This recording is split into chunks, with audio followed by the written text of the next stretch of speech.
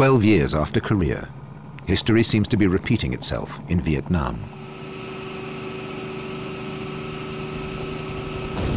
US forces are again fighting communists from the north, supported by Moscow and Peking.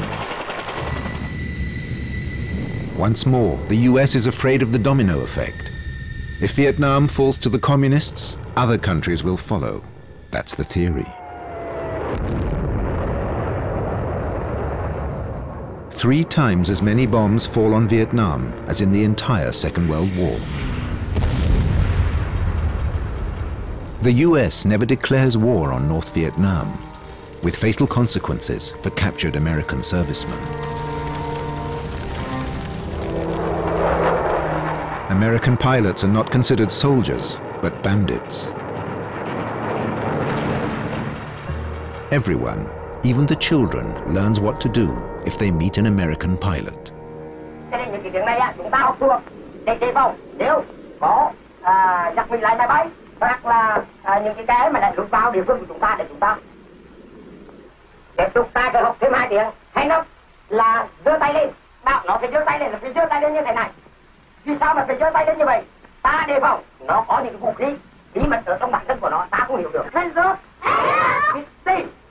Hands up and be still.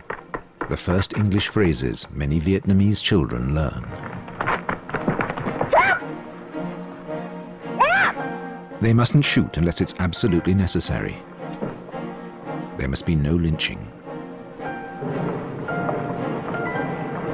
The Vietnamese know how valuable enemy prisoners can be, and not just for propaganda purposes. Western pilots can provide a lot of important information. The US military go to great lengths to rescue downed aircrew.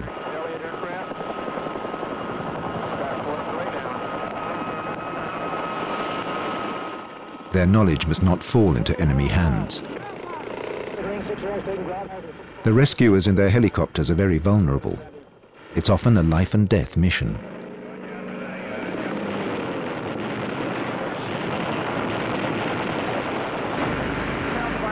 But nobody gets left behind. This is especially true of the bomber pilots, as long as they have not been taken prisoner.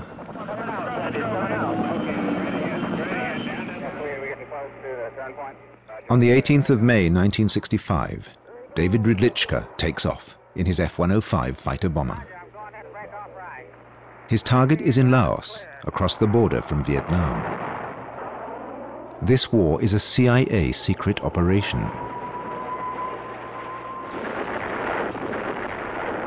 Officially, Rydliczka's mission doesn't exist.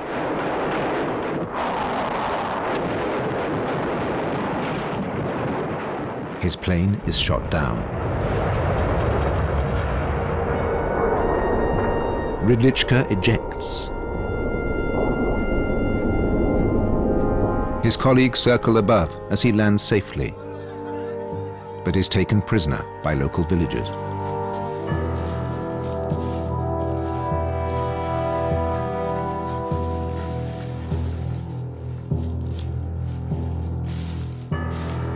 The war in Laos must stay secret. Rydliczka is a prisoner, but the US can't admit it. His wife Carol and their 3 children learn that he's missing. They told me in the very beginning was, you don't talk about this. This is a secret war in Laos. You don't talk about it, and you don't say anything about your husband because you might get him killed. So that was what they told me right off the bat, to keep my mouth shut. Then a photo appears in the Soviet newspaper Pravda, proof that David Rydliczka is alive. The Pentagon have known that for a long time. But information about the fate of downed airmen is top secret. Over 90% of American POWs lost in Vietnam, we knew exactly what happened to them and what enemy unit would have the information. We knew it, and we had it listed. Spy planes are airborne day and night over North Vietnam. They record radio, telephone, and even telex communications. Now, when I was a cryptanalyst, I got the codes, and my job was to break the codes. The NSA decodes thousands of reports about American prisoners in Vietnam. They know there will soon be a use for all this data. The White House wants to end the war. The president's team will need names and ranks, numbers and locations to negotiate the return of all the prisoners. I called down to the Pentagon and said, we have all these lists. Do you want them? And take them over to the State Department. No, we have something better, was the exact quote. You know, I don't know what they had that was better than knowing exact North Vietnamese units that had shot down our people and had the exact details of what happened to them, but they said they had something better. 1973.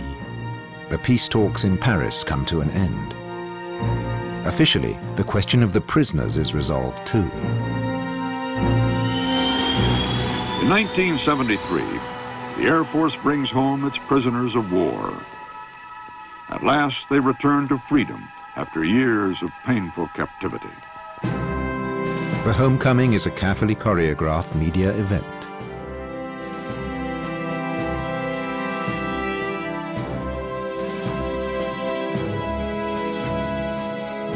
But many families wait in vain, like the Ridlichkas. Not a single prisoner comes home from Laos.